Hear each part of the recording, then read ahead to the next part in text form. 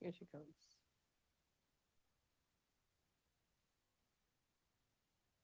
And who's?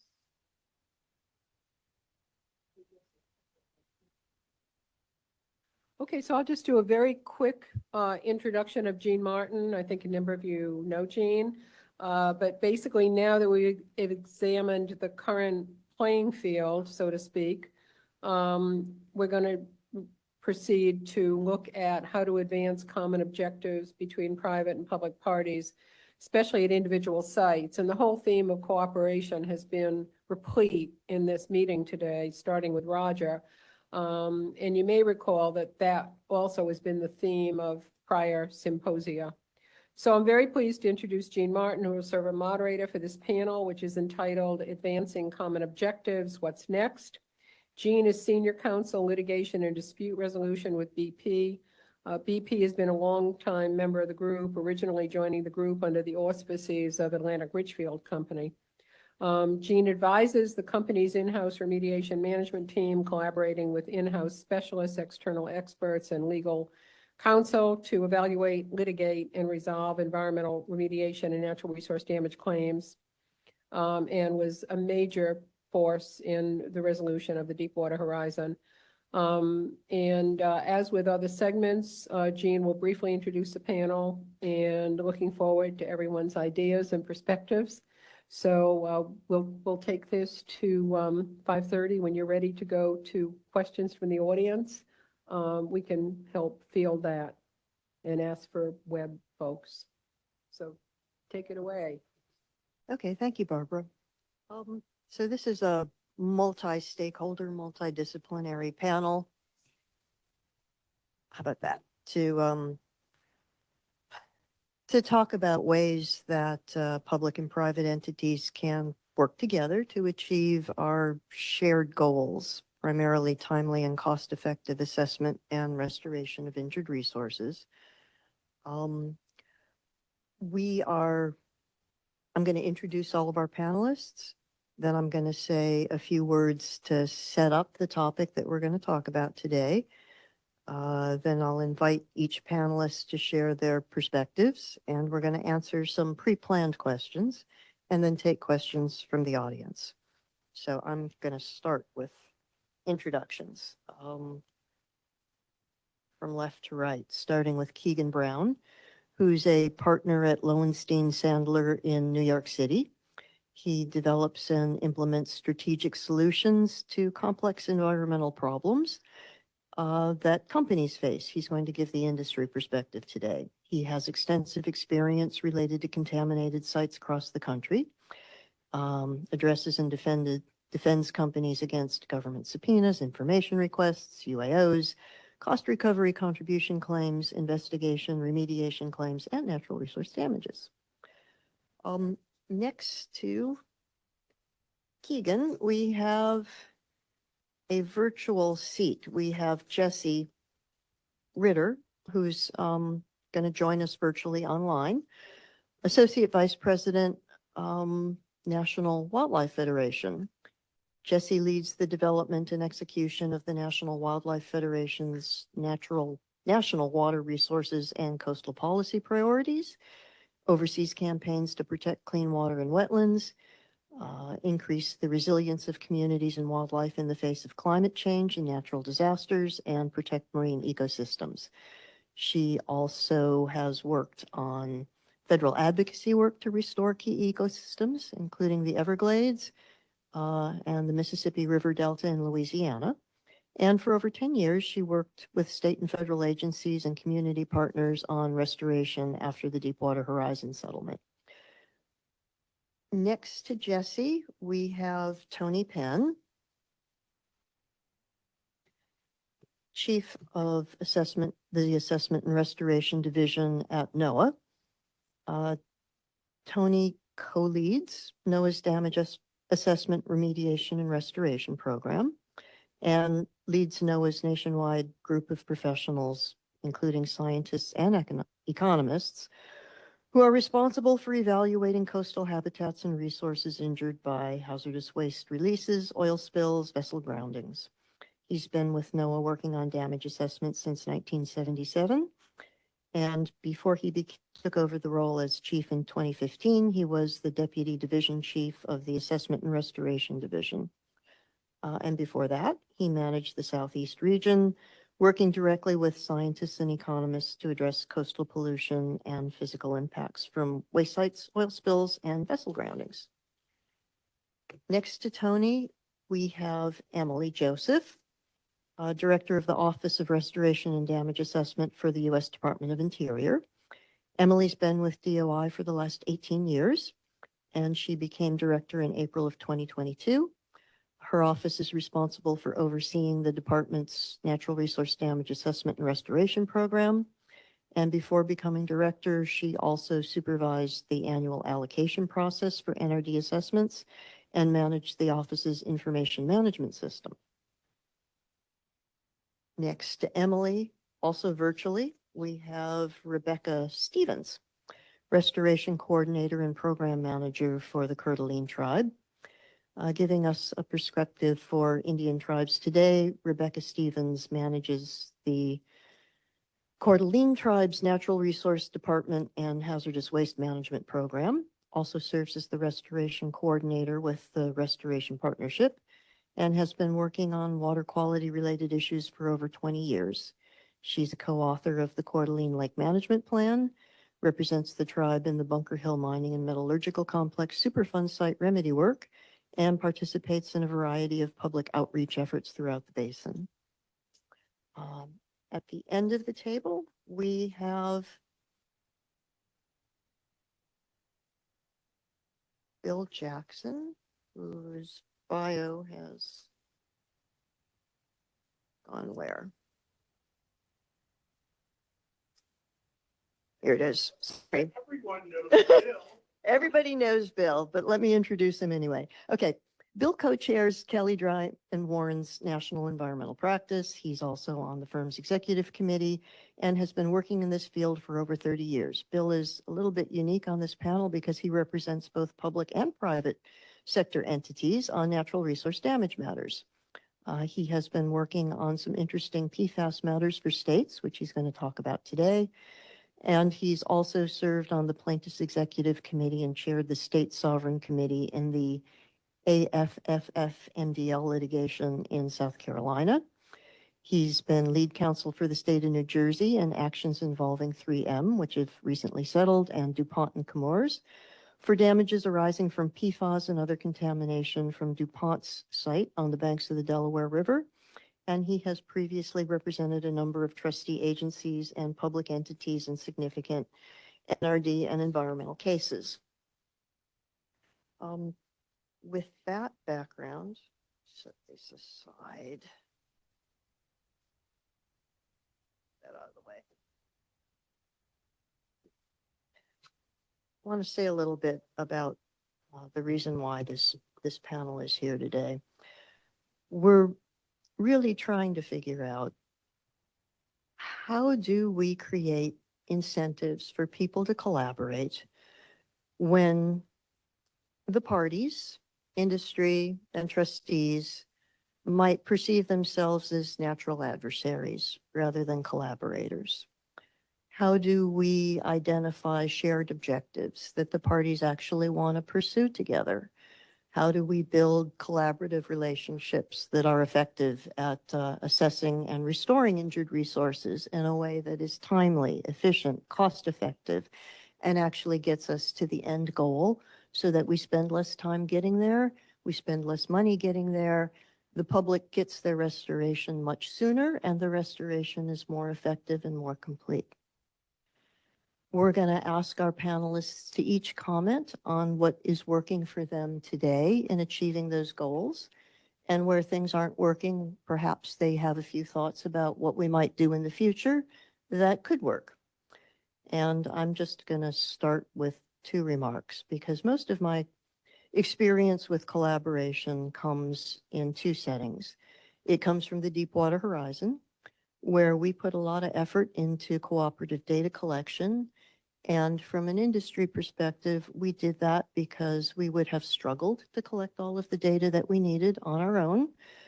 We really needed the trustees' expertise, equipment, insight into what we should study. I think they also needed our money and expertise and equipment to actually get the job done. We had a shared interest in collaborating to collect that data and in using it to understand what the damages really were so we could start to get to restoration. We were also really fortunate to have some very innovative, collaboratively minded trustees. That includes Mr. Cruden sitting in the front desk here.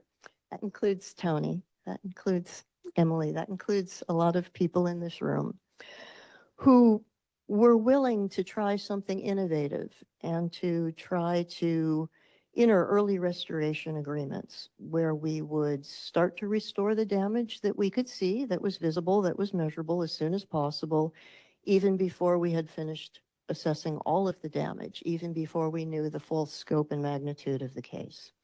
They didn't have to do that. We didn't have to do it, but we did it because we saw that that was an opportunity to understand the other side's perspective, see where they were going with injury assessment, see what we might be able to do in the way of cost-effective restoration, see whether we could reach restoration sooner and at a lesser cost, and inner mini settlements that would actually narrow the scope of issues that might have to be tried. At all times, we thought we might end up in litigation, but hopefully it would only be about issues that truly had to be litigated. It wouldn't be about issues that we could have easily resolved.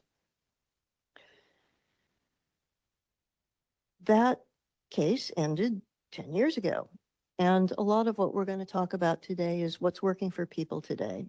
What approaches are you using today that are effective at bringing parties together, pursuing common objectives, achieving timely and effective restoration more quickly? And I think what I'm going to do is just go in the order of the panelists that we have set out right here. So I'm going to start with Keegan on my left and have you give an industry perspective. All right.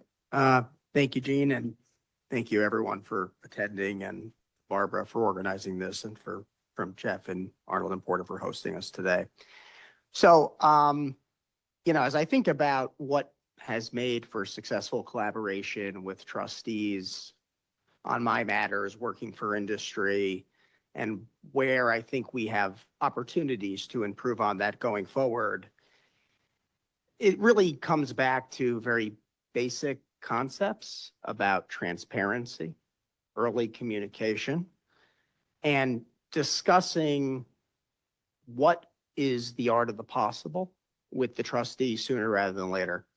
I think one of the things that can be problematic is if you get into a dynamic with the trustee where you do not upfront discuss what do they really want. Do they want a project? Do they want money?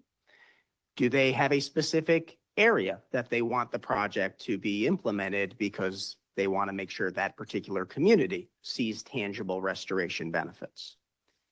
What are the most pressing issues for the company?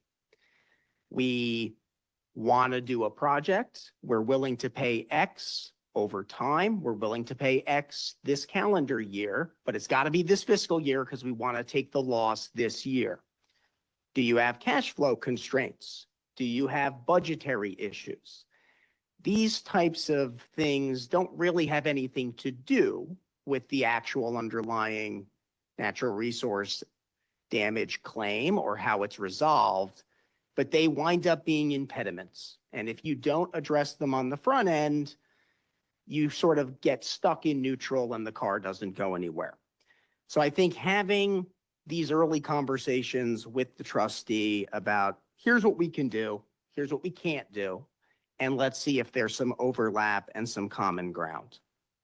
Certainly, if there are specific projects, some trustees seem to have a wish list of sorts that they could point you in the right direction. Other trustees tend to be more reactive, and the approach is, well, tell me what kind of project you'd be willing to do.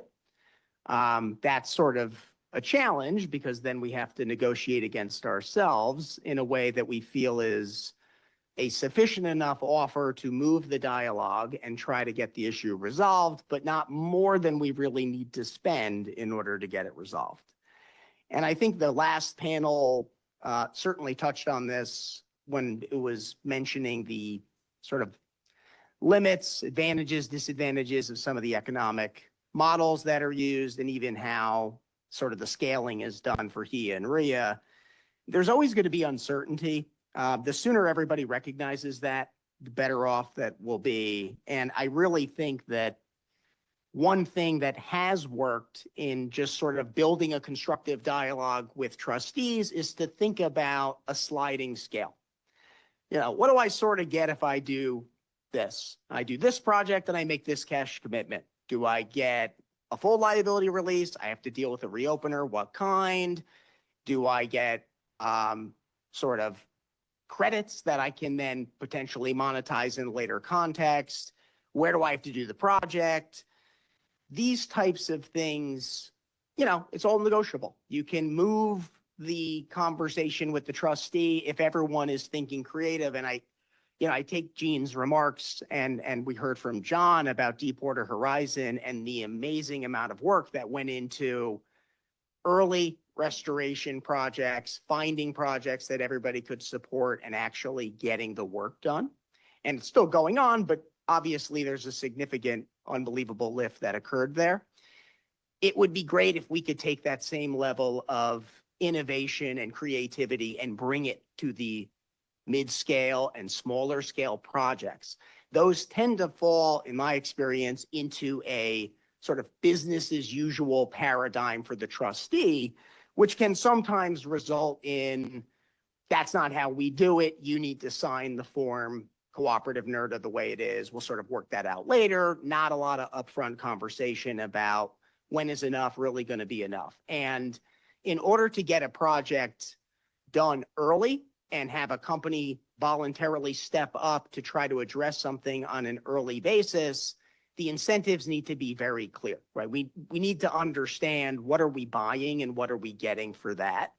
And if we can't have a conversation about the scope of the ultimate NRD liability, the liability release, the reopeners, the covenant not to sue, if we can't do that because the cooperative assessment hasn't been done and we need to have the NERDA completed first before we can have that conversation, then we're just going to be stuck in neutral and nothing's going to get done. Because in order to do that and have that type of dialogue, we've got to get management buy-in on the company side. And we can't do that without some evaluation internally that the benefits of doing this on a voluntary basis are going to be better than just sitting back, keeping those financial reserves within the company and dealing with this problem later after remediation. The other thing I want to say is that, I think in a lot of these meetings that the industry group has held over the years, there's been, rightly so, an emphasis on trying to find ways to harmonize remediation, investigation, and NRD assessment and early restoration. There's a lot of benefits to doing that. And I think not just from a cost standpoint and a environmental restoration standpoint, but it's small things like if I can mobilize one time and just have some additional samples collected that will help on the trustee side, I would like to know that so I can get those samples sooner rather than later and not have to remob. Trying to find ways to get documents that exist that have natural resource evaluation baked into the template would really be a helpful dynamic. So, I recognize that US EPA is not the trustee, but, if you're dealing with an agency that is not a trustee, you have an additional challenge. You want to do an RIFS. You'd like to do some natural resource assessment as part of the RIFS, but EPA is not the trustee. So that's not the conversation you're having. If you have a regulator who is also the trustee, it may also be the case that the form document does not contemplate natural resource assessment as part of the RI phase. It really would be helpful if it did.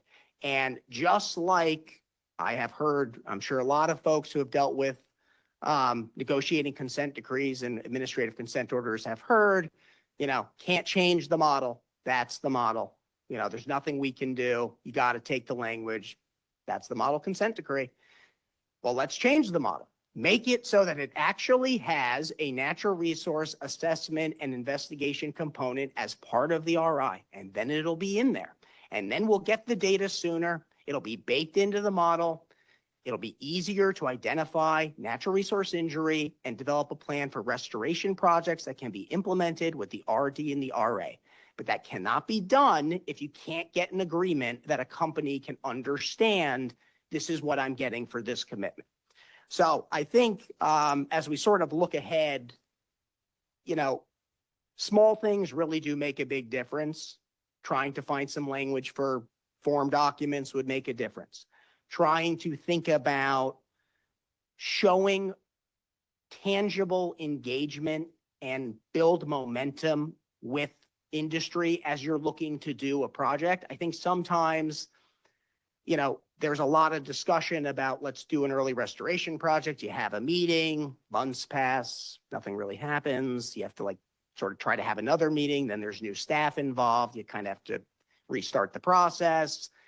Trying to think of ways that everybody can move a little bit faster. It's never going to be a perfect outcome for either side. That's sort of a baked in acceptance that we all have to do when we're doing an early restoration project. The information is necessarily going to be incomplete, but it's better to do, something with incomplete information and get some degree of early restoration that we all agree would be helpful rather than, fighting it out, dragging, years and years of time and expense for everybody to sort of wind up at something pretty similar at the end of the day. I mean, it's very unlikely that you spend additional years fighting about something and then somebody actually got 100% of what they wanted. That's not going to happen, right? I mean, everyone's going to wind up compromising eventually. Let's just do it sooner. And I think if both sides are focused on the goal of early restoration and can think of, certainly from the trustee perspective, if you can just keep in mind some of the internal hurdles and approvals that are going to be needed on the company side, there can be a path forward that is charted to get from day one to a restoration project sooner. But everybody's got to be on board with what that process is going to be. And then people have to follow through on both sides to make sure that milestones are met and everybody is building trust and momentum through the process. Thanks.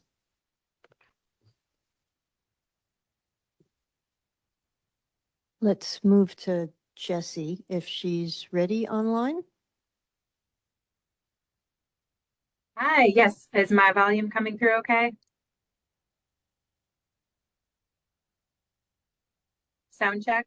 Can you all hear me? Yes, you're coming in loud and clear. So I had to turn on my Okay, mic. Sorry. thank you. You're good. Wonderful. Hopefully not too loud or too clear. I'm sure I don't love being a giant face on the screen, but I'm sorry I couldn't be with you in person today. I really appreciate the invitation. So again, Jessie Ritter with the National Wildlife Federation. For those of you that might not be familiar with us, we are the nation's oldest conservation and education organization.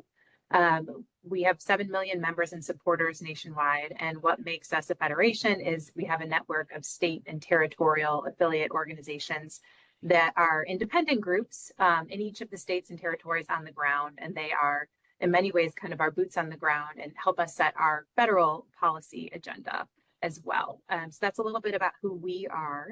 As Jean said in the intro, I've been at the Federation now for just over 10 years. And I actually currently run our whole federal program that touches water, from federal water policy to river management, floodplain resilience, even ocean conservation. But my first few years at the Federation were spent focused pretty much exclusively on the Deepwater Horizon settlement and restoration processes. In fact, my job started just a few months before the global settlement itself was announced. So I remember that news flash very clearly, and all of the hope and excitement that accompanied it. And then we got to work as external partners, trying to set about helping to guide and influence and shape as we could on the outside the restoration processes that were put in place following that announcement, not only through the NRD process, but also the Restore Council and the other dollars that were flowing at that time. So my perspective today is really to share some takeaways and insights just from how that collaboration looked and felt, and it's ongoing, obviously, from an external group, from an external partner organization and advocacy organization that also has a great focus on engaging directly with communities around the Gulf with whom we work. And then at the end, I'm also going to share just some details about an emergent challenge that we're seeing in the restoration landscape and some questions that raises that I think are relevant for this group to think about for future NRD projects and settlements. I am feeling like I'm seeing a delay in my image. Hopefully it's not disruptive on your end, but just jump in and tell me if you can't hear me clearly, if there's a problem with the sound. So just to share to start, lessons from work on Deepwater Horizon over many years. And again, entering the fray, post-settlement, many of you have perspective on the NRD process during the during the negotiation phase, the data gathering, and I'm really coming at this from kind of a post-settlement perspective. Obviously, there are public engagement opportunities required by law under both CERCLA and the Oil Pollution Act, where the public can review and comment on assessment and restoration plans, and the trustees must respond to comments, and that's important and a fairly standard bar, and that is, kind of a very one-dimensional frame for what meaningful public engagement looks like. And so one of the reasons that public engagement is so important from my perspective in these processes, just to share, is not only so that we have the best projects on the table, which we obviously want, and that so people can weigh in about decisions and projects that might affect them and their communities. But I actually think for the most compelling reasons is that we want to foster that spatial awareness about projects so that the restoration results are actually lasting. We don't want to have investment in efforts just to have a decision made a few years later, maybe at the local municipal level by a non-trustee entity that might undermine or compromise or decrease the effectiveness of that investment. We want projects and investments that are going to be durable. So from that perspective, as well as all of the other important reasons to engage with external groups and communities, that early collaboration is really critical. So in the context of the Gulf, there were a couple kind of themes that really came through for the public and for advocacy groups in the wake of the settlement. One, because it was such a complicated opportunity with so many moving pieces, there was a really heavy emphasis on coordination. And related to that, an emphasis on wanting to make sure we were identifying the most beneficial and the most synergistic projects, and to avoid random acts of restoration. That was a term everyone was throwing around as we were standing up all of these restoration processes back then. We don't want restoration to be happening in silos. And to really maximize the impact of the resources, there was this recognition that there were different funding streams at play at one time in the Gulf, and some of them obviously had more flexibility than others. Clearly, in the NRD context, we're talking about restoring very specific impacts to injuries. You had the Restore Council that had a little more flexibility, and then you had National Fish and Wildlife Foundation that had additional resources with kind of some loose guardrails around them, but with different flexibilities. And so a big emphasis of ours and many of our partners at that time was wanting to really understand how we could maximize that opportunity, looking across the landscape of funding. I think the overlap in decision makers sitting and participating in these different processes was really helpful. So that's kind of one thing that came through for us. And in many cases, you actually had the same folks, at least at the state levels, that were sitting on the trustee council and the trustee implementation groups as you had in the Restore Council. So those decision makers had the benefit of that bird's eye perspective across the funding streams. They could see the big picture of restoration opportunities, and they could hear and understand the public's interest across the board in those different spaces. We also saw some and continue to see some thoughtful leveraging of funds across those pots to make bigger and better things happen, right? So it's not just about what funds, what projects, but also about how can we leverage funds from different pots to fund those bigger or more expensive projects to maximize our benefits on the ground.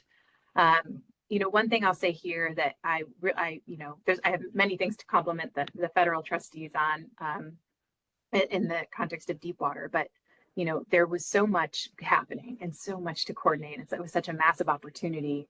I think a lot of the cries from the public were show us, like, tell us, explain to us how this coordination is happening, because we're not in the room. We don't necessarily understand the spaces and places in which you all are taking that time to connect across these funding streams or even across the different trustee implementation groups. And so I think, with some time and some ongoing engagement, we started to really see the trustee council show its work, so to speak, right? Help explain to the public how decisions were being made, where coordination was happening, where they could plug in. And, so there was some, working out the kinks at the beginning, but I would say that we felt once things really got going, that there were some very predictable ways that we could expect to plug in. The other big theme in the conversations at this time were all about just transparency in the decision making itself and science-based decision making. So nothing new, right, in this context, but the public, again, wanting to see the work, show your work, help us understand how you're reaching your decisions. I really appreciated how in the Deepwater Horizon space, there was a very explicit acknowledgement of existing state plans that had been completed, things like Louisiana's Coastal Master Plan that had gone through rigorous science, extensive public input processes, and looking to those resources for projects that might fit the bill for restoring damages from the spill. And so that was a positive thing that we saw happen. And then, the restoration planning, and I don't actually know if this is super standard across different types of NRD processes, but there were all of these phases, which really gave the public different moments of insight into the restoration planning decisions. So, for example, we started, of course, with a programmatic damage assessment and restoration plan, which laid the groundwork for what was to come. But then, in some cases, we actually had strategic restoration plans for specific geographies that preceded the project-specific plans. So, at the time, there were moments of frustration, like move faster. But at the same time, I think in retrospect, having that paper trail, that kind of that decision-making, phased decision-making approach that really showed the intentionality of the work, I think is really something to uplift from the experience in Deepwater. And I think it led to greater public trust in the process overall. A few other things I'll mention quickly is, things like the Diver web platform and that tool that enables the public to really kind of understand the data and see the projects that are going into the ground. Of course, there was an opportunity for project idea submission, which I think was very important for folks to be able to feel like they got their project ideas in the mix. And then public hearings and other meetings, though, reflecting that those did change over time. And I think just a reflection in general is that this is a very long, timeline, the settlement payout. And unsurprisingly, and somewhat predictably, right, I do feel like we've seen a pretty significant drop off in public engagement over time. It's, like I said, it's not surprising, but I remember back to those early days of those trustee meetings that were just, big spaces rented out, packed with people, lots of opportunities to mingle, booths for each federal agency and state agency to talk to folks. I mean, it was a very robust and active space. And if I'm not mistaken, at this point, at least for some of the implementation areas, it's we're down to sort of like one webinar a year. And I think it just kind of shows how hard it is to kind of get the public to stay engaged over a long haul with something like this. I also think there were other factors, the realities of major funders who stopped funding groups like my own to do as much work on the ground, which helped connect the decisions being made to the public and help the public understand when they could plug in and when they could weigh in. So various reasons for that. I think, though, that it points to one of the lessons learned that I wanted to uplift today, which is really just that showing the success of the restoration on the back end is just as important as is, kind of getting that settlement in place and the processes in place on the front end. And I think it's a win for everybody to be able to point to the good work that happened as a result of the incident and of the settlement.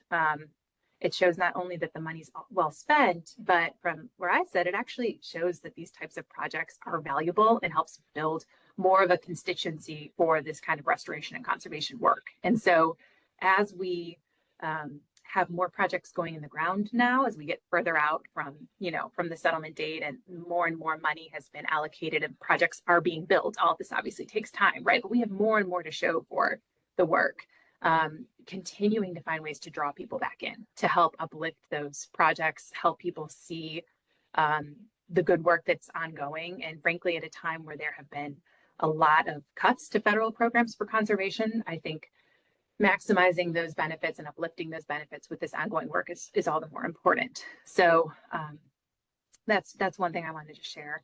I don't want to harp on this point because I know there was a whole session earlier where climate change was the topic, but one thing that I really learned from doing this work in the Gulf is how important it is that we have restoration plans and projects that are kind of responsive to the realities of changing conditions on the ground. We know that the Gulf is subject to some of the highest rates of sea level rise in the country, and there really isn't a static baseline in the first place for us to restore back to. So, really just thinking about how can we, within the confines of the law, and addressing the injuries we need to address, how can we design projects that are really resilient to future stressors and challenges, and leave things in a state that we know they'll be lasting, and account for that kind of shifting baseline that's the reality in a lot of instances now. So just my last kind of point that I was going to share is just to reflect a little bit on this emergent challenge that we're kind of seeing play out in real time, more or less, in Louisiana with regard to a major Deepwater Horizon project. I feel like it's worth mentioning because in the spirit of kind of like, questions or like unforeseen circumstances and challenges to confront and learn from for the future. And it definitely relates to our topic of cooperation today. And that's what happens when you have a sudden departure in cooperation on a previously approved project. So for folks that haven't been following this, the Mid-Barataria sediment diversion has for years been a keystone project in coastal Louisiana. And it was designed to address the land loss crisis in the state by reconnecting the Mississippi River to the adjacent basin and restoring natural deltaic processes to build wetlands, to build land. And so the Louisiana Coastal Agency, the Louisiana Trustee Implementation Group, and the National Fish and Wildlife Foundation chose this project as a strategic project to restore the Barataria Basin after years of science and engineering and review and permitting and public input and planning. So this was a project that was explicitly contemplated in the PDARP, and it was carried through strategic restoration planning all the way through project level planning. A really, really long journey that, reflected this incredible collaboration between the state, including the state legislature that voted unanimously to approve the Coastal Master Plan with this as a keystone project, multiple legislatures, multiple plans in a row. The project broke ground in 2023. I was fortunate to be there for that.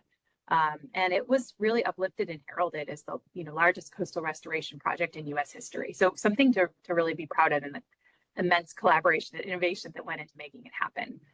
With the advent of this new administration at the state level in Louisiana, the years of progress on the project across Republican and Democratic governorships and presidencies alike, this has not been a partisan issue.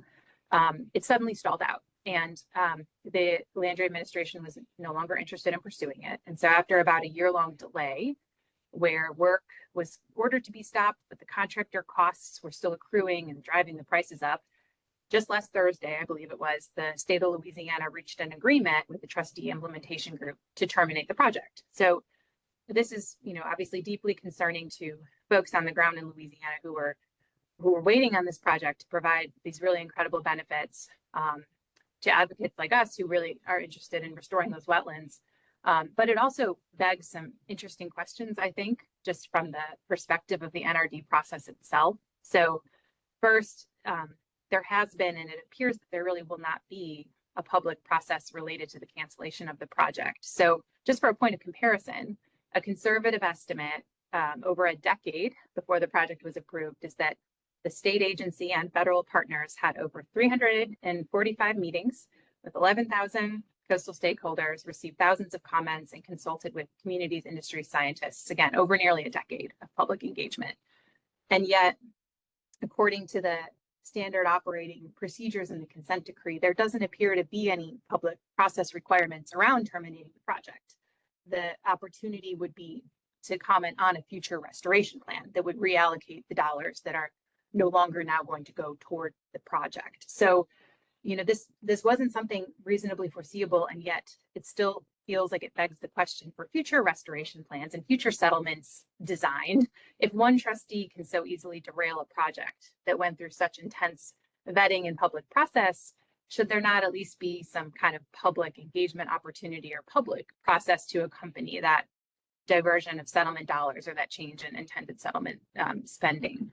And speaking of dollars, I think the other big question that the situation begs is there were $618 million already spent on the project, NRD dollars, that was intended for wetlands, coastal, and nearshore habitat restoration. And it cannot be recuperated from the contractors. It's money that has been spent, it's out the door, and it ultimately will not restore any of the injuries from the Deepwater Horizon because we never completed the project and got it operating. So is that okay? Is it just what happens now, right? That's the question here. Does the state of Louisiana, should they need to pay back that money since they unilaterally changed course on this project? It's over 16% by my calculation of the money allocated to that restoration area in the state. So, you know, again, this is just not something I think anyone expected to see happen.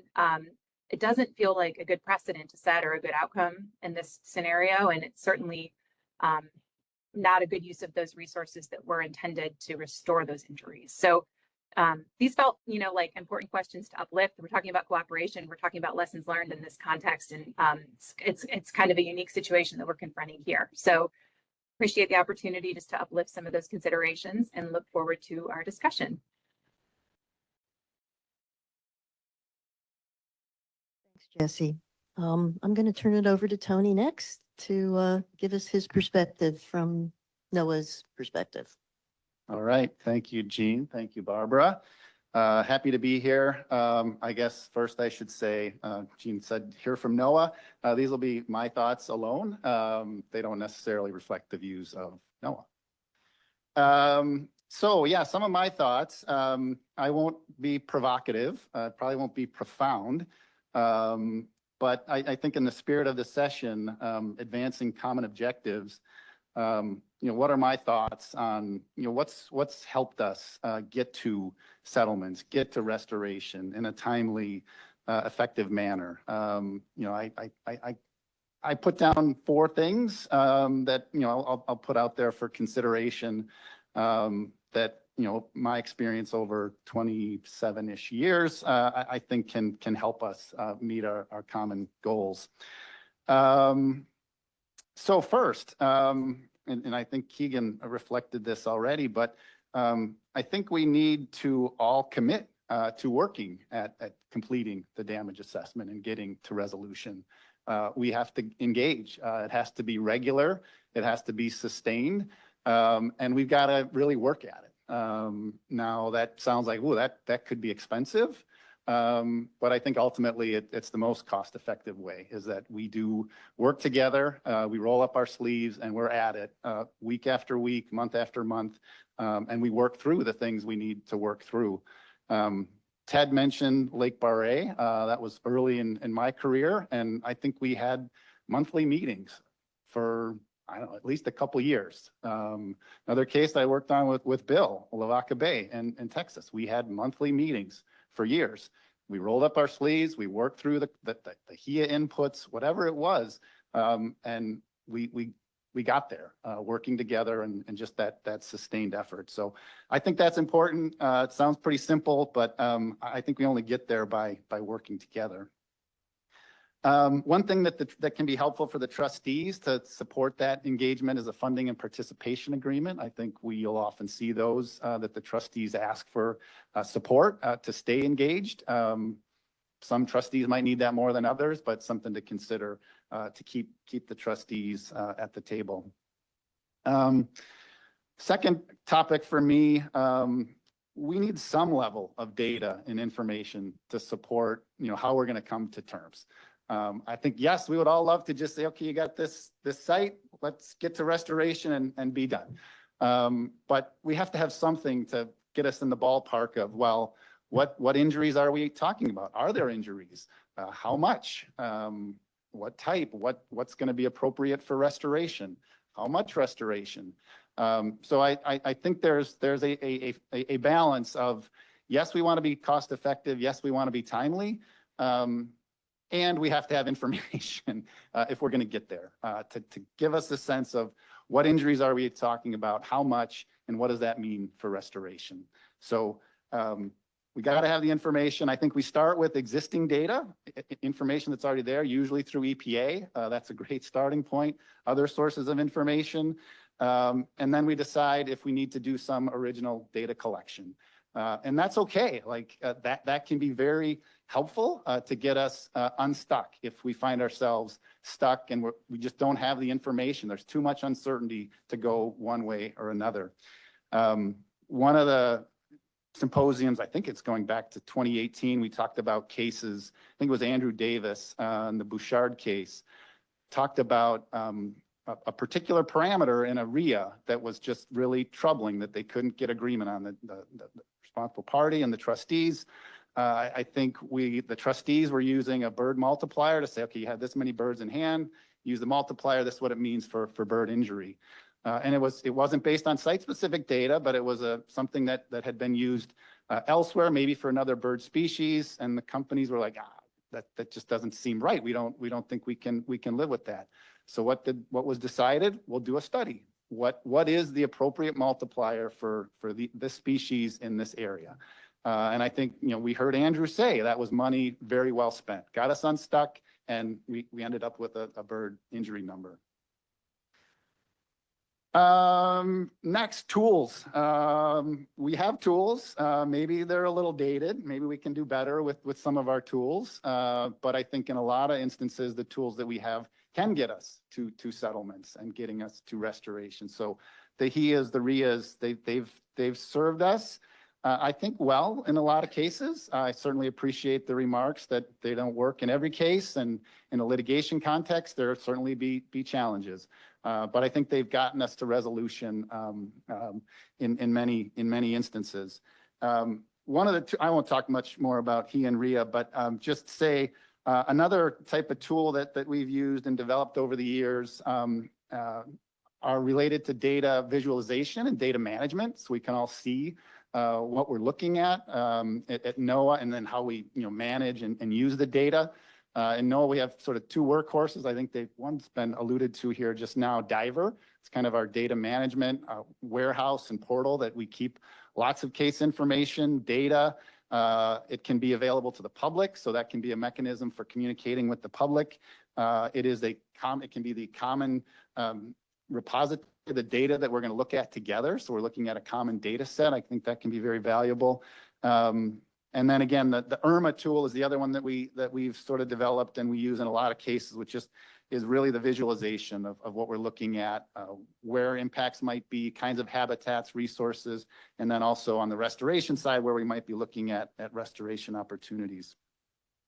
Last comment from me, something that I think is always good to keep in mind is, what are our settlement options? The best practice is looking at the settlement options, developing those settlement options that get us either to settlement or closer to it. So we've talked about early restoration. That can be a really effective tool to get us down the road. I think it builds relationships. It gets restoration in the ground. It reduces the interim loss. These are all good things that get us on the road towards a full and final settlement. I think we've got examples now more recently where we're looking at restoration banks as an opportunity to, hey, there's restoration out there, there's a price. How about investing in these banks or buying credits from these banks to resolve liability? And they don't have to be just any, I think we have better opportunities for resolution when we have a suite of options. We can think about obviously RP implemented projects, cash outs, restoration banks, and just have those different things that we can consider, companies consider, and hopefully we can find a way through either one or some combination of those opportunities to get to resolution. And let me just say, the recent examples and those settlement opportunities that I think are instructive For the Lower Passaic River, just this spring, we opened up the collective a park project, East Newark, a nice 5-acre project on BASF land. I think that's a key factor for getting restoration done, is the company had a nice piece of property right on the Passaic River that they've developed this wonderful project that's open. We worked really hard as a trustee RP group to put that together and see it through to completion. And that's early restoration, more to come. And then in the Pacific Northwest, with respect to restoration banks, cashing out, cost per DSA, there are a couple big cases in the Pacific Northwest where we're taking advantage of restoration banks that are in place, cash out opportunities. I think we'll see some settlements rolling out in the near term, and then hopefully here in the next 6, 10, 12 months. So some good things using some of those restoration opportunities. So I guess in closing, I'll say I think we do a better job agreeing to restoration. It's rare that I found that we agree on injuries. We got to have some sense of what we collectively think the ballpark might be. But then I think it really is going to be the restoration that gets us over the finish line. So I think we should keep that in mind, focus on the restoration, and then really decide how much restoration work is going to be productive that facilitates getting into those restoration discussions and determining ultimately the scope and scale of what we're going to agree to. I'll stop there. Thank you. Thanks, Tony. Emily, you want to share your thoughts, please? Yeah, thanks, Jean. Thanks, Barbara, for having us. I really appreciate being here today to talk to everyone. Since it was mentioned in the panel earlier, I am from Interior, so I just wanted to give a little update about the regs at the end of the talk. And I already talked to Emma. It's off the record, so that's taken care of. But just in thinking about this topic, I kind of echo a lot of what has already been said, so I won't have a lot of probably more to expand, but just thinking about, what makes a successful collaborative approach, having common goals, common objectives. You may not have a formal cooperative assessment in place, but you could have an informal type of collaborative process that really helps you move the case along and get to settlement quicker. Obviously, there are incentives, working collaboratively, working as a group. You have your access to the information that you need. Early involvement, input into the decision-making obviously is important, helps reduce costs, legal costs, in building the trust, the relationships between the people who are involved, and just, promotes goodwill and has kind of a common message to the public when you're talking about what you're working on. And so I took a look at some of our examples that we have ongoing, talk to some case managers, just kind of see, what makes a collaborative approach work. We have a fertilizer spill in Iowa that happened last March, 2024. They were able to get an FPA in place, which Tony mentioned the FPAs by October, and they've already completed their PAS. So it's really helped move the process quickly through. We have another example in West Virginia, same thing. There were releases into the river in 2018, and they just moved through the process each year. They got the PAS done, they got the cooperative assessment in place, they got their assessment plan, funded the studies, and then they're in settlement negotiations this year. So I really just think the key, it just kind of helps move the process along quickly. Another example, this is a past example, but it's a case that I think a lot of people here are aware of, DuPont Waynesboro. I think about that case down in Virginia and why that was so successful, in my opinion. There are a lot of personalities involved that got along well. There was a lot of rapport between the trustees who were working on the case and the RPs. There was the RPs had a lot of experience in NERDA, a lot of technical experience and expertise, and they just understood what to look at. And so when we think about successful cases, that's one that often comes to my mind. We have two other cases that settled recently in Texas. We had folks in our office working on it, and then some other folks that work closely with our office. Just a couple of one spill that happened in Texas, and they had a FPA again in place to provide upfront funding to help with the process, help move the schedule along. The bills came in regularly. Just the coordination was really great among all the different technical working groups. And they reviewed the information jointly. They agreed on the information that was provided, and it just really kind of helped them get to consensus faster. And so these are kind of the key things I think about when, we're trying to work collaboratively and cooperatively. Again, another case in Texas, same thing. They worked cooperatively, and so they agreed on the different studies that they were going to do in terms of the bird injuries, and it just really helped move the cases further along. There's lots of other examples. There is one that I did want to mention. This specific case did not have a formal cooperative agreement in place. It was the East Branch Little Calumet River in Indiana. And this is another one that I think about that was really pretty successful. It was a CERCLA case. There was a release of contaminants, and it resulted in a lot of fish die-off, and there was lost use at the national park that was nearby. Again, they didn't have an FBA. There was really considerable interest, but the incident occurred in 2019, but it actually settled in 2023. And for those of you that work on CERCLA cases, that's pretty fast for a CERCLA case. Just remembering that was during COVID. And so the sampling that they wanted to do was actually delayed. So again, I talked to the case managers to kind of figure out like, wow, how did you guys get that so quickly done? And it's just really just they agreed on the sampling they were going to do, the results, they reviewed the results. There wasn't really any, hiding of information. Everyone had the same information and the same raw data, and they just really had a good trust and relationships among the people working on the case. There was a motivated RP at that case, and so that really helped move the case along to get to settlement. And so, when I hear of these examples that get to settlement and ultimately restoration quicker, I think, wow, what's working there that's really helping there. And again, from what I've seen, the personalities involved, previous experience is this was, I think, mentioned in a panel earlier today, especially in the oil spill context, OPA. You do drills, every year, and you do exercises. So like, oh, something's just happened. Who am I going to call? Oh, right, the person that I worked on a spill before recently when I was trying to figure out what to do. And so when I'm thinking about, okay, so that's great. That's, how you get things done and everyone's happy there. So what are the things that can kind of create tension among the different parties that might not allow for a cooperative assessment or agreement to happen? There can be different views of what the resources and their value. And this comes up a lot in the terms of the cases that we work on.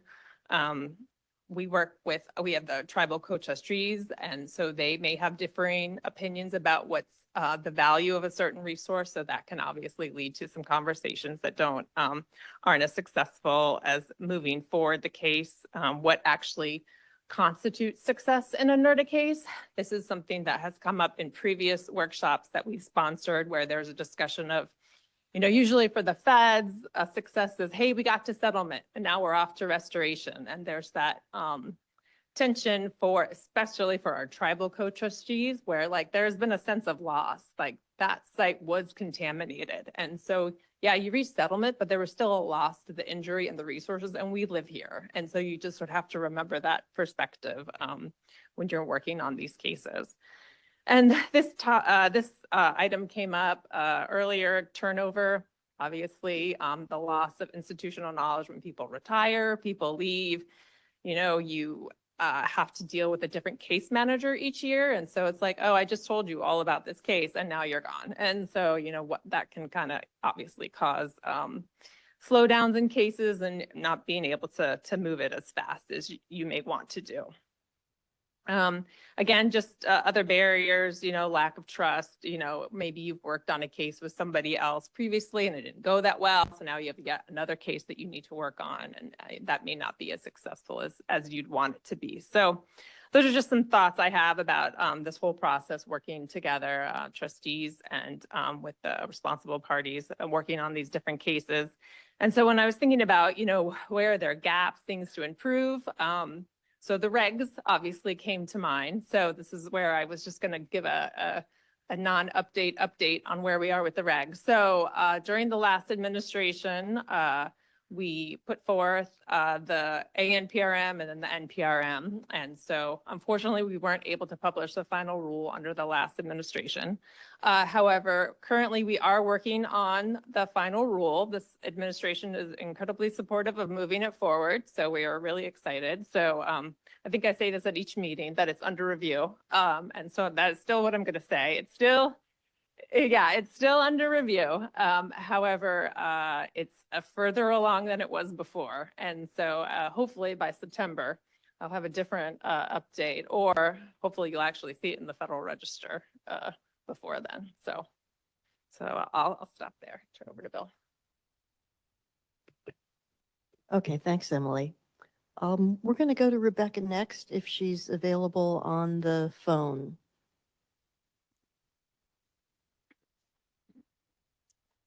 I'm here. Can you hear me okay? Thanks, Jean. Yes, we can hear you just fine. Thanks. Okay, excellent.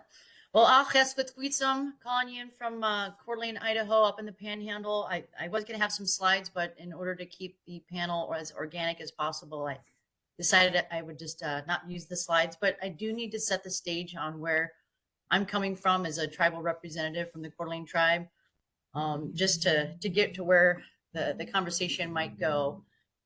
And I have to say that the Tsetsinsa for those who were found here by the Creator, where the Coeur d'Alene tribe is what they are and who they are. They've been here since time immemorial as the true number one, natural resource managers in the area for the lake and for all the natural resources that support their cultural, spiritual, and traditional values and needs. So I'm honored to be here today and represent the tribe and the story that we have to tell in our current day and situation with our restoration. Our restoration planning area is within the tribe's Aboriginal boundaries. It's about 2.5 million acres of the traditional 5 million acres that the Coeur d'Alenes inhabited before they were a treaty tribe, or executive order rather. And it's important to note that there have been a lot of years put into this case. The Coeur d'Alene tribe was the first tribe in the nation at the time that initiated the natural resource damage assessment claims against the mining companies in 1991. Soon thereafter, our federal family, Department of Agriculture with the Forest Service, joined the case in 1993, and then in 95, Department of the Interior with Fish and Wildlife Service and Bureau of Land Management. Due to a century of mining and milling in the Coeur d'Alene Basin, well over 150, 200 years of mining for gold, silver, zinc, and lead.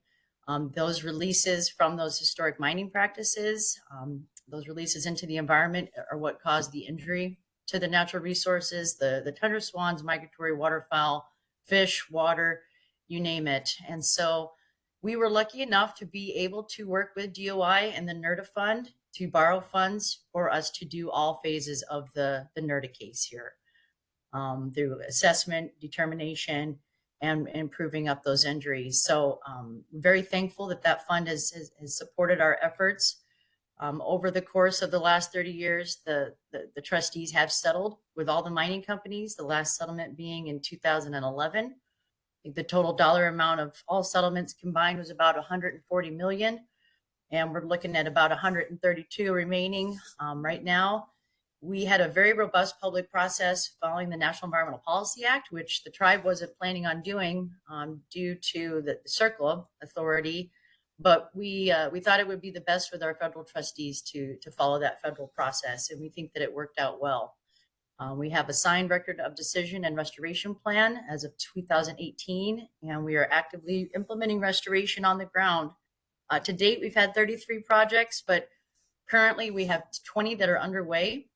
Went through the project idea process that Jesse and I think others have mentioned. Really, really important to allow the public to share their ideas with us, because some of them don't fit the goals and objectives of our restoration plan, and to be honest, are quite entertaining. But no infrastructure, no hotels, no playgrounds, things of that nature. Ours are all habitat-based restoration and cultural resource restoration as well. We did not prove up injury to lost or injured cultural resources. That's been a big topic, as Emily knows, with the DOI and the regs. But our tribe knew that by looking at the habitat that needed to be restored, all those cultural resources that come within those habitats would be restored as well. So we are at a new day here.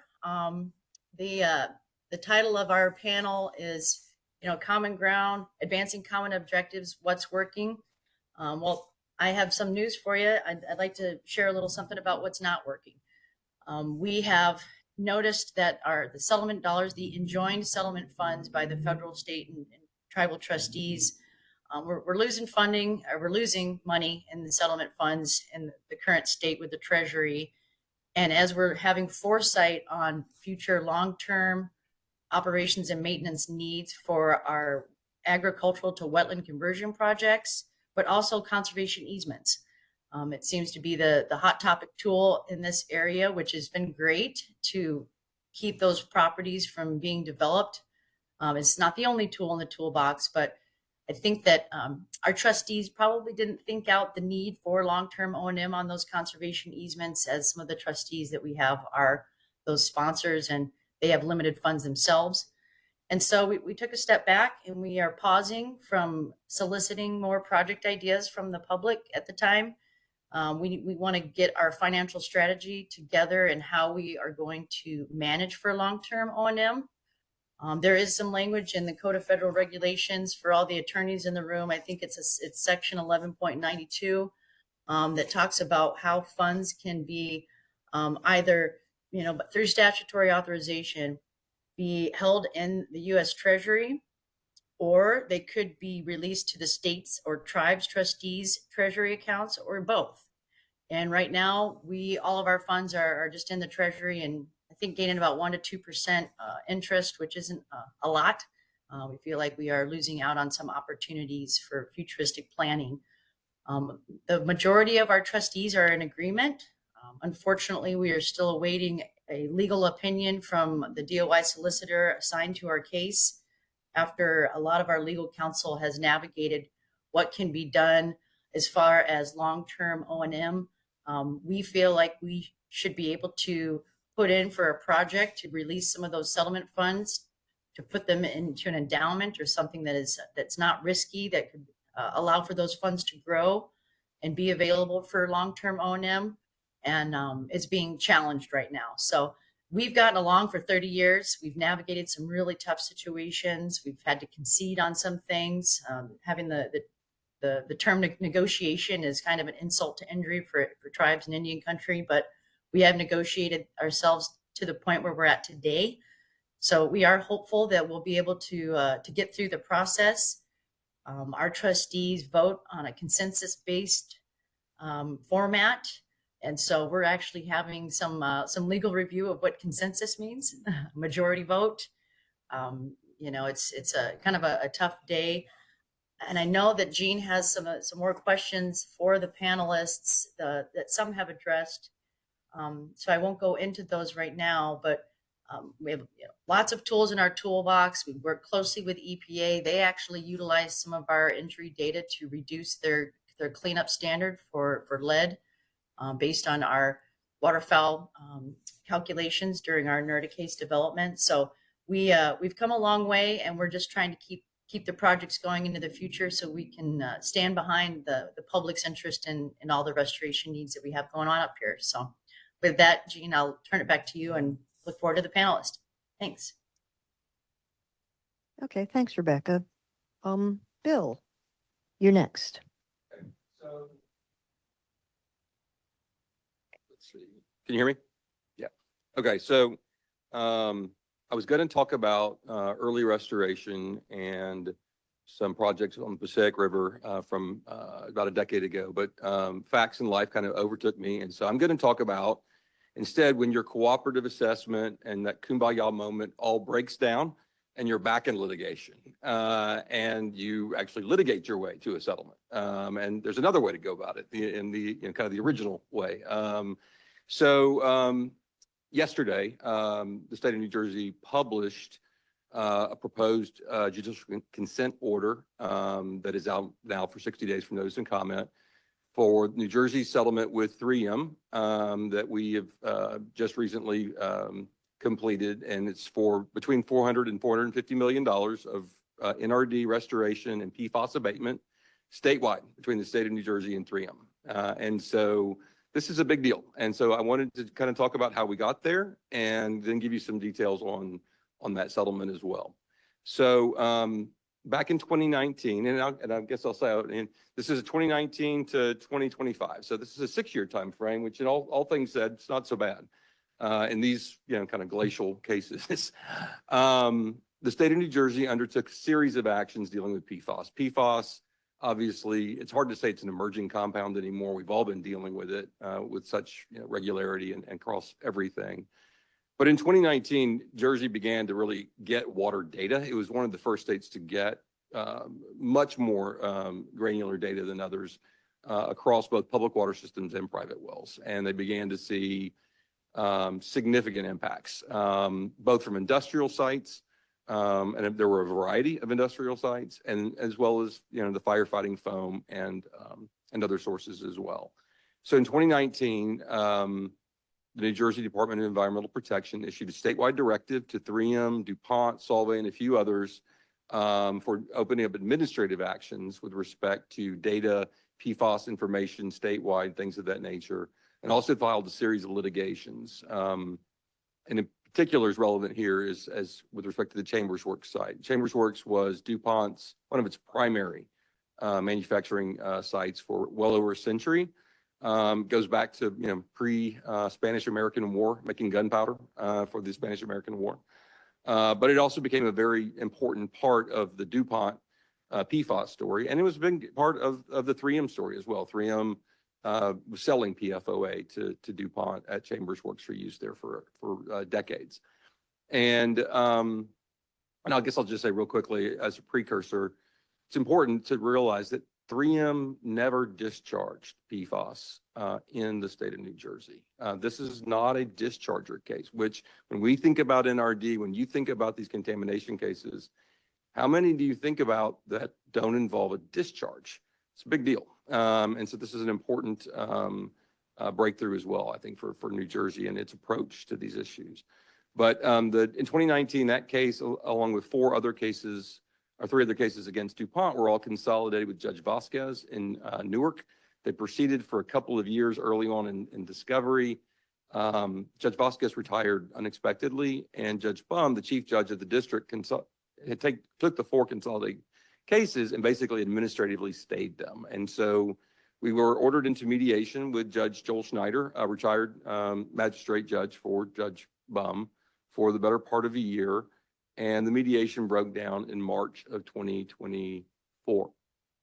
So you can imagine, right? So the mediations break down, we're finished. The efforts to resolve these cases and the PFAS issues are gone. And Judge Bum sets us on a very aggressive trial schedule. Chambers Works was first, and trial was to commence May 19th of 2025. So about a year from the time that we got that judicial, the scheduling order.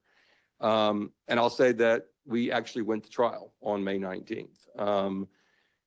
The amount of work, some folks in this room were involved in it, has been insane. Getting through discovery, we had 26 experts, from your hydrogeologist to your hydrodynamics, to your economists, to your fate and transport, air emissions, you name it, it's all there, economists, damages work, and both DuPont and 3M and the DuPont entities, I will say collectively, had basically an expert for expert match. So 52 between them, 26 each. And we went through all of the fact discovery, all of the expert discovery. In April, we had hearings with Judge Bum where she pivoted on us. We were literally fighting about what are we trying come May 19th? How does this trial get organized? It was massive. And the state, we were pushing for, let's go for the jury trial first. We'll just skinny it down. And we just like to talk about common law claims and damages first. And she, which is really interesting, by the way, those of you who, we all typically the defendants, and again, I represent a lot of industry as well. You want to remove to federal courts. You oftentimes want to be there. It's kind of interesting when you get to the end of the wire, at the end of the day, 7th Amendment has a really big impact on what goes to a jury and what goes to the bench. And New Jersey had a far better case to put to the jury. and argument as to what's going to go to the jury trial under the Seventh Amendment, then we would have been state court. In any event, the judge ultimately decided to set us for trial, what she declared as 6 mini trials, MINI, but it was many trials, where we were trying Spill Act liability, Brownfield Act liability, Water Pollution Control Act liability, and 2 defenses that DuPont had put up, the government contractor defense going back to the Spanish-American War, and a defense they were raising with respect to an administrative settlement for groundwater NRD that they had entered in to the state with the state of New Jersey back in 2005. And we tried all 5 of those cases against DuPont. Yesterday, we filed the findings of fact and conclusions of law on all 5. We've been in trial now for, I guess, but that was about a month. We were on a break for a few weeks now, but I'm still kind of amped up. But the week before trial, 3M settled. They were in phase 1 on the Spill Act claim, and they were also part of the negligence claims and the common law claims as well. But the scope of the settlement is remarkable. It's as I said, it's between $400 and $450 million.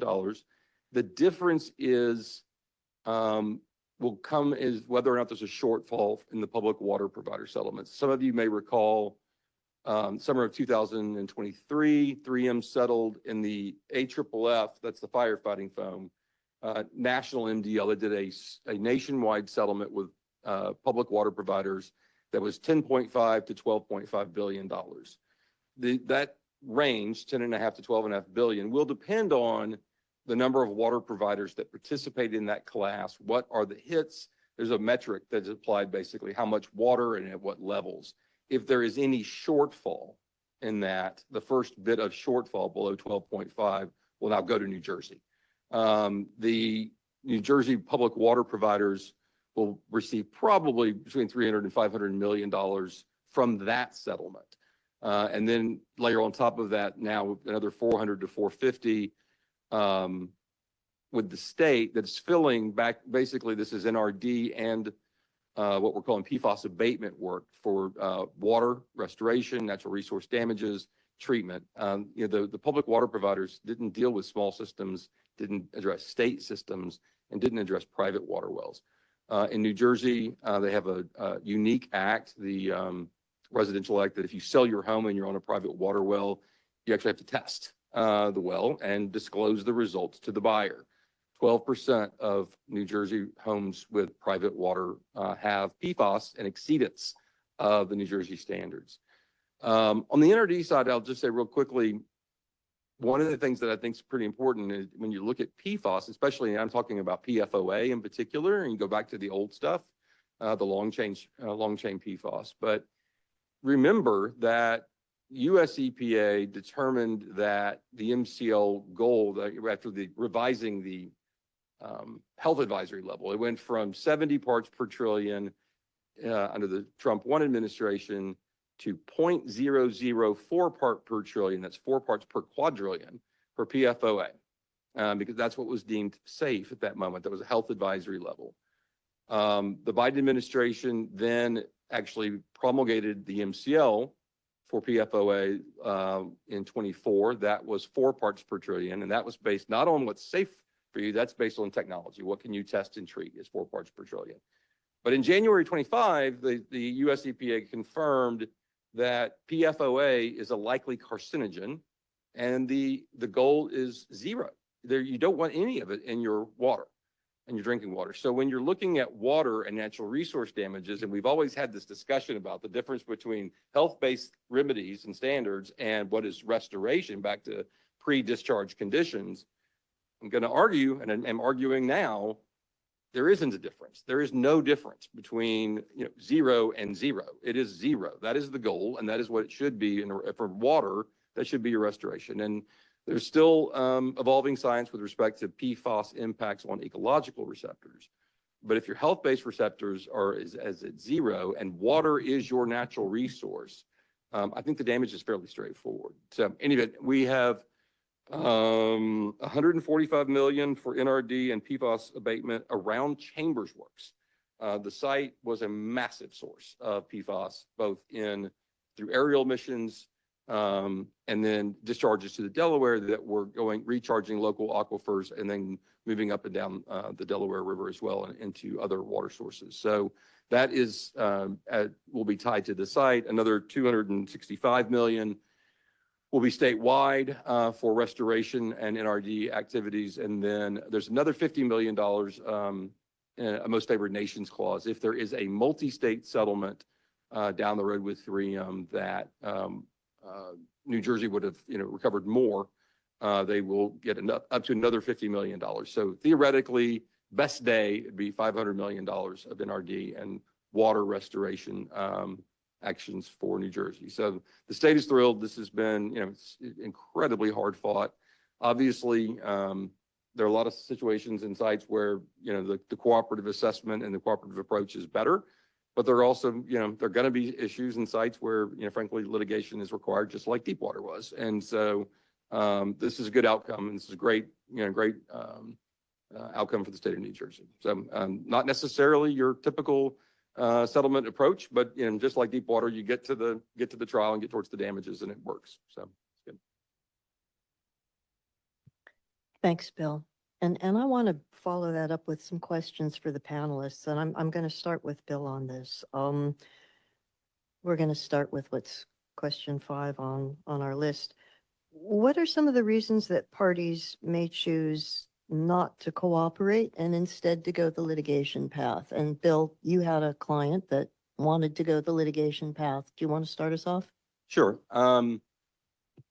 I think this goes back in part to, there's a distinction between these smaller cases and these larger cases. When you've got a smaller spill, something that can be addressed, that's easier and where there's a cost benefit analysis, and you need to find an easier off ramp. And I know back when New Jersey started its NRD program with Brad Campbell 20 years ago, that off ramp concept was very much part of the conversation, and people were looking for ways to try to shortcut those processes. But these larger cases, whether it's Deepwater or the legacy sites like Passaic River for Diamond Alkali or Chambers Works for DuPont, I think that those sites are so big and the damages are so kind of sprawling, and it's decades. So literally 50 or 100 years of contamination, and the economics of that and the damages of that are so enormous that I think it makes it really hard to find quick settlements and easier, less costly pathways. And I think that those sites tend to lend themselves more to litigation, which is ultimately they tend to resolve. The case that New Jersey's got going now against DuPont, we've got the 6th mini trial is revolving around the fraudulent transfer allegations and restructuring of DuPont. And then Judge Bumba set us for a jury trial in the fall, which will be the common law claims, negligence, trespass, public nuisance, and then all of the damages, penalties, punitives, everything in the fall. So, there's ultimately, the numbers just get, so big that there's worth fighting about, I think, ultimately. And I'm going to ask the other panelists the same question. So Keegan, can you go next? Yeah, I can sort of piggyback off what Bill said there. I mean, I think and I think I completely agree, the bigger cases are tougher to find a out-of-court settlement.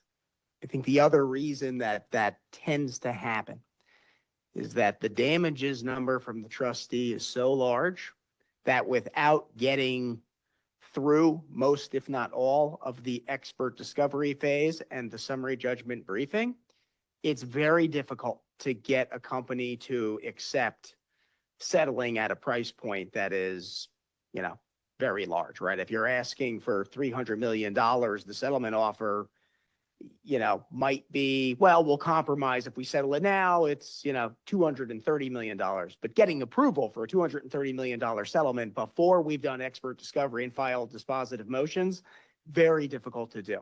So some of it is, I think Bill's right. You kind of just need to get those really complex cases to a point where all the risks are on the table.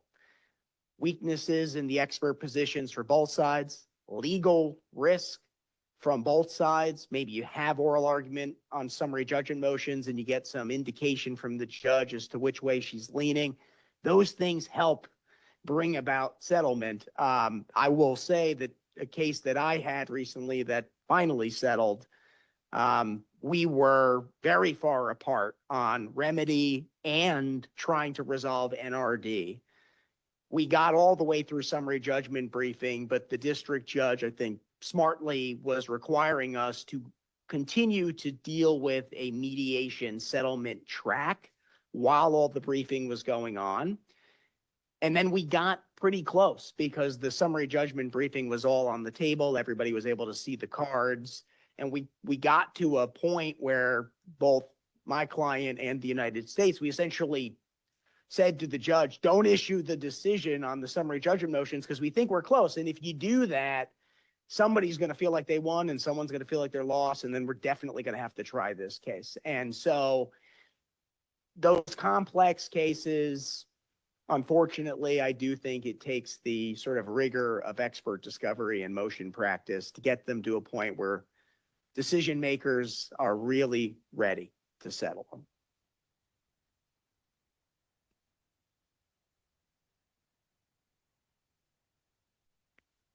Thanks, Keegan.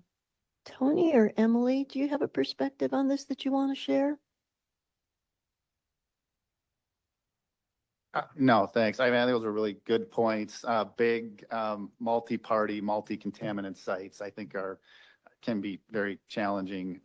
One just minor point that I'll raise is that, and it doesn't mean that it will always be non-cooperative, but sometimes the timing doesn't work. That maybe as the NERDA piece, it's not ripe to really engage and go through a lot of back and forth. If, EPA is at a stage where, well, we need more information, that could be valuable.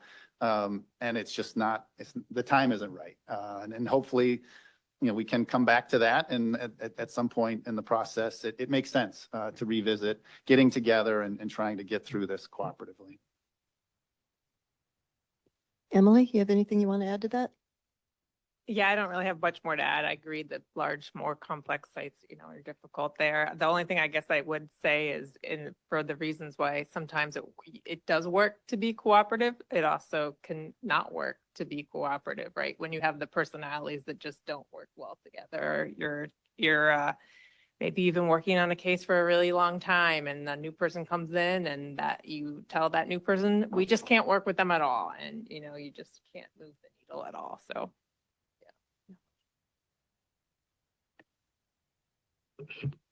And then following up on that and going back to our question one, what can trustees and PRPs do to find and identify shared goals that can help them work together to achieve some, if not all, cooperative assessment and some, if not all, cooperative restoration? And I'm going to start again with the federal trustees because I know you guys have a long record of entering cooperative relationships. Starting with Tony.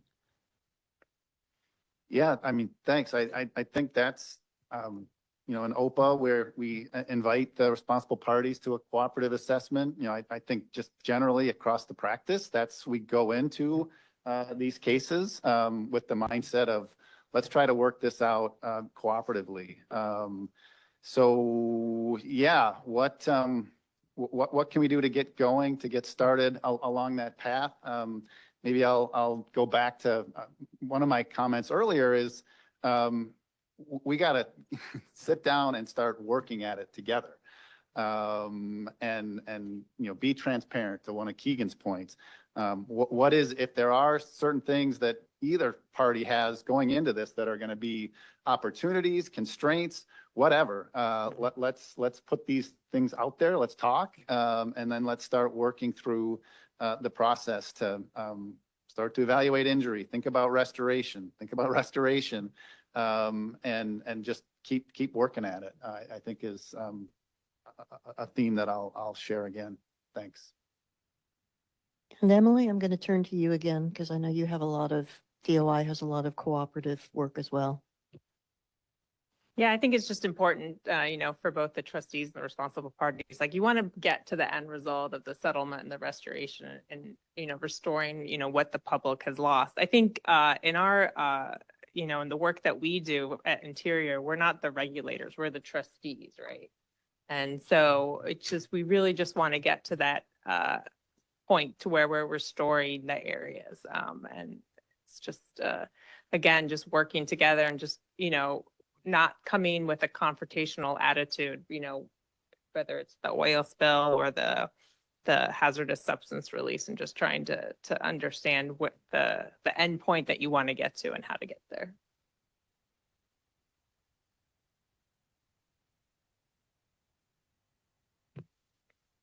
I'm going to turn to, I guess, a related question. Following up on something that Keegan said earlier.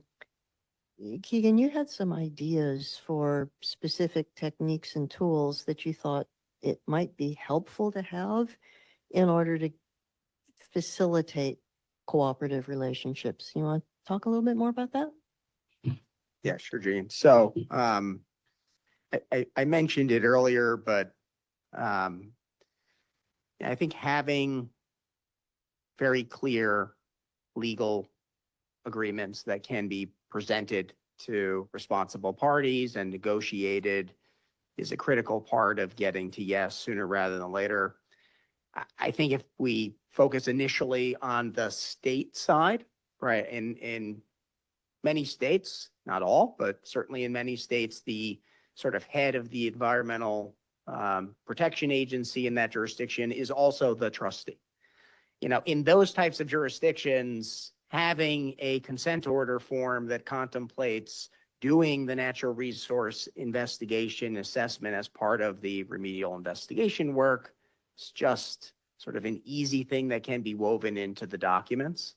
And I think it also has to be sort of mandated from a policy perspective within the agency. It's certainly within New Jersey, the commissioner there has an administrative order policy that specifically says we want to harmonize remediation and restoration. We recognize that in order to do that, we're going to have to do some rough justice. There's going to have to be some essentially discounting to incentivize folks to step up and do it. That's wildly helpful because then from the responsible party perspective, there's something tangible we can point to say, look, if we walk in there, we're going to be walking in consistent with this administrative policy. They're incentivized to do this type of project. Let's get in a room, try to work something out and resolve this issue and find a project. But you still need the form documents in order to get all the way to the end of the process. I feel like a lot of that hasn't changed over the years, even though we've been talking about harmonizing early restoration with remediation work. And we should revisit that, just like we're going to revisit sort of the economic models we're using and other points at which we can improve the process and make it more efficient. The legal agreements are very important, and we need to make sure that we're updating them to reflect the objectives that we say we want to achieve. We want to achieve early restoration. We have to build something in that just requires early assessment of natural resource injury as a matter of course. And then that will become the form. And once it's the form, people will have to sign it because you'll tell them, I can't change the form. And then it'll get done. But that's got to be part of the process. So I do think there's an opportunity there, perhaps more on the state side. It would take more coordination with EPA. You'd have to have DOJ sort of help facilitate a consent decree model that everybody could be comfortable with, both EPA, the trustee, and justice. But that problem is not going to get solved by not talking about it, in my view.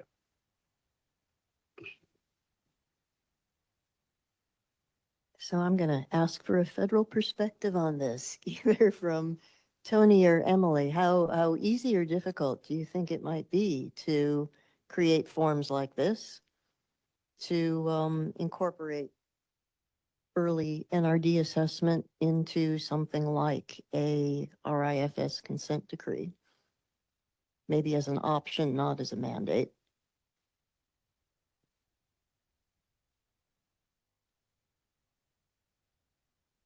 Yeah, I like to learn from the state experience. How's that, Keegan? It would be Still in challenging. It Still would- in process, but the tide's moving in the right direction, I hope.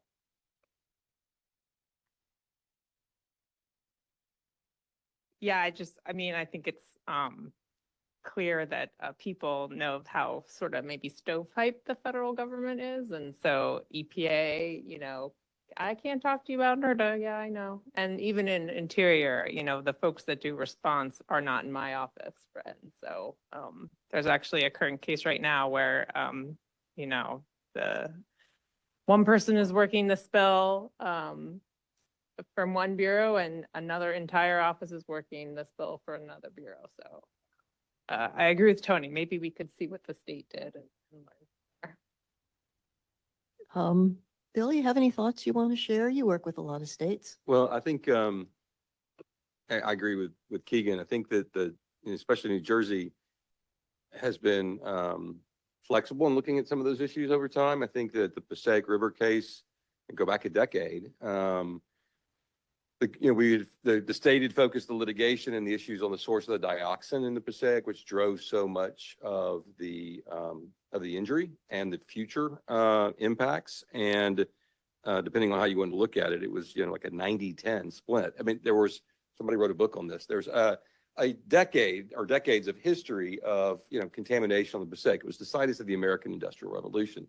So the third parties, there was 300 third parties that were brought into that case. The state settled out with the third parties, gave them contribution protection from Old Diamond and its successors in exchange for basically a 10% share collectively, and use that money and later settlements for early restoration for Riverfront Park project and that whole park complex along the Passaic River. And part of the monies went to Liberty State Park as well. But it was awesome. And in that settlement contemplated the early investment and an economic return. We were betting that if you put something like this in downtown Newark, you might spur economic activity. And you look at downtown Newark and it's pretty remarkable. So yeah, you can look at that and you kind of have to take into account the economic realities of it and what an early investment would mean. But the state contemplated that and tried to foster that early investment. So I think it's very doable. But I agree, it's hard if your trustee and your remediation are not housed in the same place. New Jersey's got a really it's great that it's all there together. I want to follow up on that with something else that Tony touched on. He was talking about restoration banks and using them both to kickstart your restoration, possibly before you have any settlements whatsoever, and using them also to give RPs maximum flexibility in how they settle, whether they want to do a project or whether they just want to buy DSAs from a bank. You want to talk a little bit more about how you see that potentially being a solution? Sure. Thanks, Jean. Yeah, I think it is just that. It provides options for both the trustees and the RPs. I think what we're seeing is, again, with big sites, multiple parties, there are opportunities. And if we're engaging as trustees and the banks say are in place, they're set up, responsible parties know that these are what the trustees have said, they're good, this is what you're buying. I think there's no less uncertainty there, I guess, about what benefits are coming at what cost. I think we're seeing in some of these banks, hopefully more so here coming in the future, is with multiple parties, there are, and I probably can't speak to the business side, but I think we're seeing parties resolving their own liability and then thinking about how if they're developing the banks, how they can use additional credits to sell to other parties. So I think there's some interesting things that are to come. We haven't maybe used the banks as much as we first expected, but I think we're getting further along in some of these cases in the assessment process where we're starting to see, and we should soon see more settlements, maybe some early restoration, but certainly in trying to get settlements with some parties and more parties down the road. And following up on that, you have a restoration bank in Oregon, which not only sells DSAs for natural resource damage cases, but it also sells Clean Water Act mitigation credits for developers who want to develop in the region. Do you have any other examples of sort of successful multi-program banks that might be used both to expand restoration and also provide multiple opportunities for industry, not just to settle NRD cases, but to settle all kinds of development issues? Yeah, and this, apologies, is not my area of expertise in terms of the banks that we have and how, they may be used for responsibilities outside of NRD. But yeah, I think those are interesting opportunities. And the challenge is keeping track of the credits and what's NRD, what's for something else. But yeah, I think there's an example of that. I just don't know how widespread that is, Gene. I'm not aware, maybe others are aware where we're doing that with our banks, but we're doing it to some extent. Gene, I think there were, and you probably know better than I, but I think there were a couple of groups that went into Louisiana and coastal Louisiana after the spill and in the last 5 years or so. And we're trying to open up that multi-purpose banking. I'm not sure how it's going, but I think that was absolutely a kind of an aggressive business model.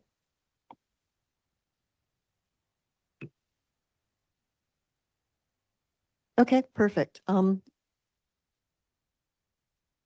Okay, now, Rebecca, you want to comment? Sure. Thanks, Jean. I've been sitting on my hands here, wanting to chime in on a number of these topics. So thank you. I appreciate it. Just on the mitigation or the restoration banking piece, since we went through the NEPA process and we had a robust public scoping period, we heard loud and clear from the basin residents that they wanted the restoration funds to be spent here. So that is not a tool in our toolbox, and it seems to be working out well. We do have some wetlands in the area that others use as wetland banks, and they have kind of put a sour taste in some folks' mouths on how they're mismanaged. But anyway, so wanted to get that out there. Going back to, so cooperative agreements, I know that's kind of a Fed to Fed thing. Obviously, we have a memorandum of agreement with our federal and state partners, but just something to note, and I would be remiss to not say this, that the state of Idaho settled all their NERDA claims up until we got to the last responsible party who they did not settle with. And so we collected data, proved up injury throughout the whole NERDA process for 28 years without the state. And then they became part of a party at the table. You can only imagine how difficult this was for the tribe to swallow. We know that mining built Idaho, but with all the work and blood, sweat, and tears the tribe and our federal family put into this case, it was a tough nut to swallow. We did, in order to get where we're at today, we do have policies and procedures. They're actually on our website if anybody needs to take a look for a template. They are adaptive in nature, of course, because we're still learning, as always, as human beings. But we brought all of our mission statements from all of our governments to the table and kind of like threw them up on a whiteboard and word clouded, and we're able to develop our own common mission, knowing that all of us have different goals and objectives within our respective governments. So albeit painful at times and lots of pounding on the table, we were able to navigate it. And I'll just end with the 4 R's, which is something that I always go back to when navigating all of these things, because we are in a good place, just not to inflation. But the 4 R's are responsibility, respect, reciprocity, and relationship, which is what Emily had alluded to. And if it wasn't for those 4 R's, I don't think I would be able to do my job and carry the water for the tribe. So thanks for letting me chime in, Jean. Thanks, Rebecca. We're getting ready to close the panel, and there's one more question that I want all of the panelists to answer, and it's what What is one insider lesson from your experience that you'd want this audience to take forward into their next case? And Rebecca, is there anything you want to add to the remarks you just made on that issue? I want to see if Jessie has anything to add because she's been sitting there probably chomping at the bit too. But thanks. Okay. Nope, that's perfect segue. Jesse, what would you like to, Thanks, Rebecca. what And would you thank like you the all. audience to take away? No, this is great. I've learned a lot from listening to others on the panel. I think just thinking about the broader topic today, I already shared a lot of the things that I feel like, were points of ongoing advocacy for us in the Deepwater context and things that I thought really, ultimately went pretty well. When it comes to public collaboration, I think maybe one thing just to leave y'all with, there are organizations, we are an example of them, but there are many that can really help in connecting those dots with the broader public and with other stakeholder groups.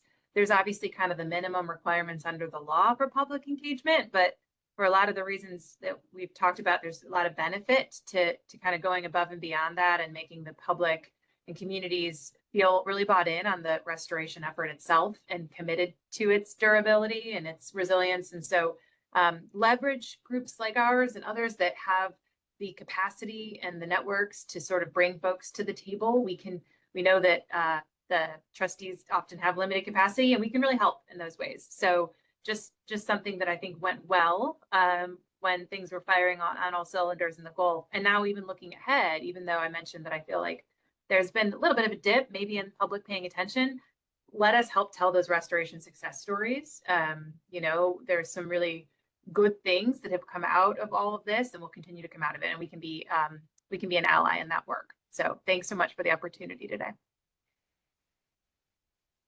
Thanks, Jesse. And I'm going to go down the line and ask everyone else the same question. So Keegan, one insider lesson you want folks to take away from today's session?